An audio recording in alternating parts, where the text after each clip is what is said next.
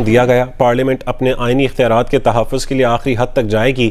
Parliament اپنے آئینی حقوق کا بھرپور تحفظ اور دفاع کا حق رکھتی ہے۔ ایک بیان میں مریم اورنگزیب کا کہنا تھا کہ پارلیمنٹ کا قانون سازی کا آئینی اختیار کوئی نہیں چھین سکتا۔